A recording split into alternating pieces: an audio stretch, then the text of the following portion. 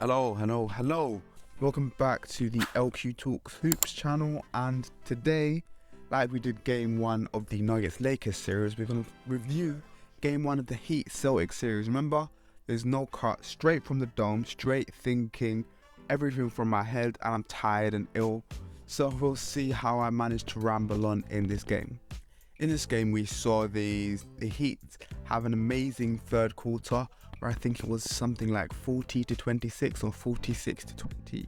I'm not sure, but they were losing the entire first half, and in the third quarter they just exploded.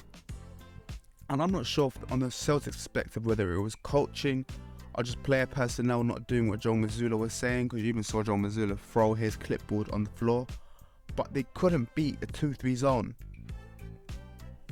Literally couldn't beat a 2-3 zone. It was weird. I mean, in the first half, in the paint, they were scoring amazing. I think in the game, it finished 64 points to 40 points in the paint to the Celtics. So in the first half, in the paint, they could score pretty easily at will as well. And then in the second half, they just couldn't make the zone collapse. Like, every single time someone would drive in and kick it out, it wouldn't really work. There'd be no open men.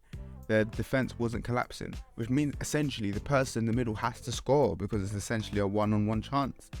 But it'd be Marcus Smart in the middle going up against Bam Adebayo. Like, it didn't really make sense. If you want to collapse, they should have had Jason Tatum driving in to collapse. Marcus Smart was the only person who could actually shoot for the Celtics yesterday, as in threes. So surely they should have had Jason Tatum on the perimeter ready to shoot.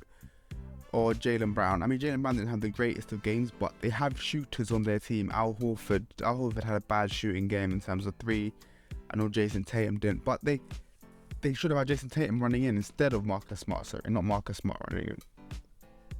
And then on the perspective of defense, I think it's a Joe Mazzulla thing. I didn't understand why they carried on playing a zone defense, even with the Heat being able to just shoot over it.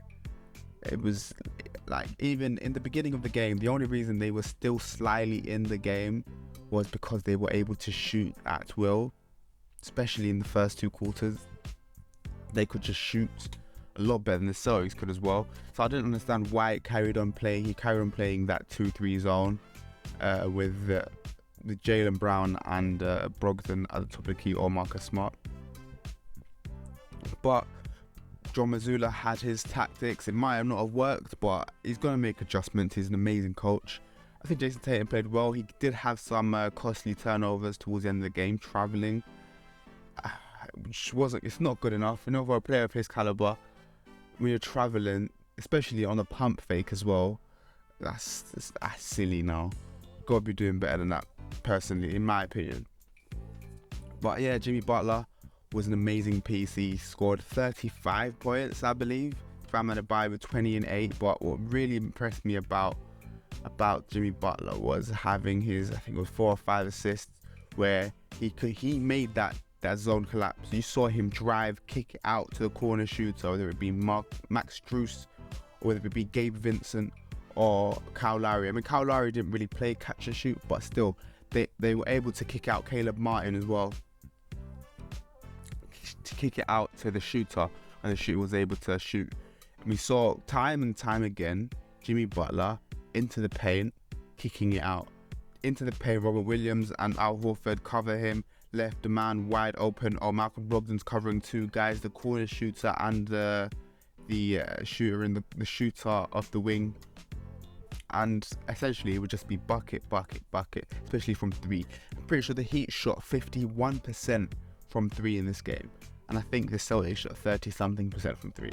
Now, this isn't going to happen every single game, but it's something that Joe Mazzulla has to look at and adjust for. You maybe switch up his rotations, not have Al Horford and Robert Williams play that many minutes together.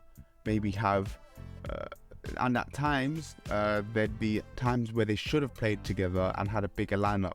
It was just Robert Williams and the rest of them, Jason Tatum being the next tallest, and then Jaylen Brown.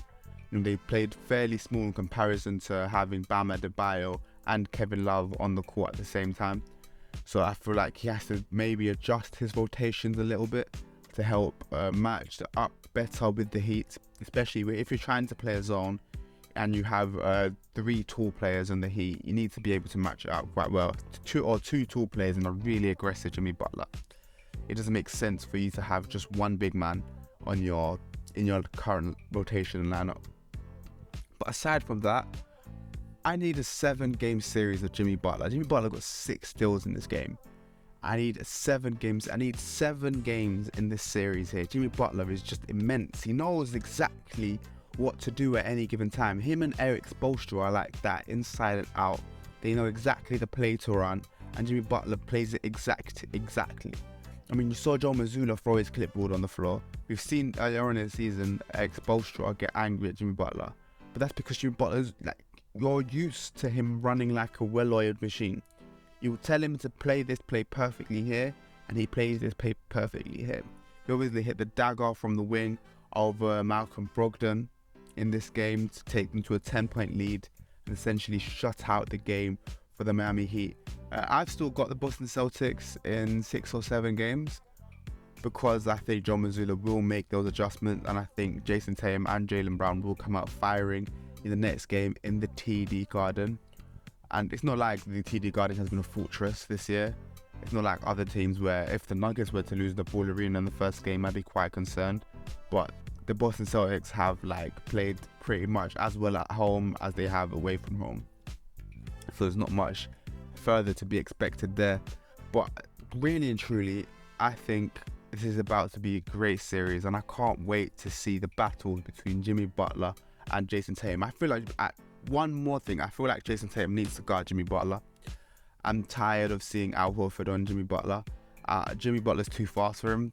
He's too fast. I get you want to have size on him, but Jimmy Butler is a fast player. He catches on the twitches. He's able to breeze past Al Horford again and again, whereas he wouldn't necessarily be as able if guarded by Jaylen Brown or Jason Tatum. And so I feel like Jason Tatum is a good defender. He could be the primary defender in terms of Jimmy Butler, and leave Al Horford or Robert Williams for Bam Adebayo, because Bam Adebayo was too big for Jason Tatum. And yeah, he's scoring inside the paint. He didn't score a lot inside the paint, but he still scored. Still ended the game with 20 points. And you know, Bam Adebayo was not shooting any outside shots. But yeah, I really enjoyed that game. Really enjoyable series so far. Today we move on to another Lakers and Nuggets game. Really looking forward to that again as well. Hopefully we can see another Jokic world-class performance. But please like, comment and subscribe, and I'll see you man in a bit. Boom.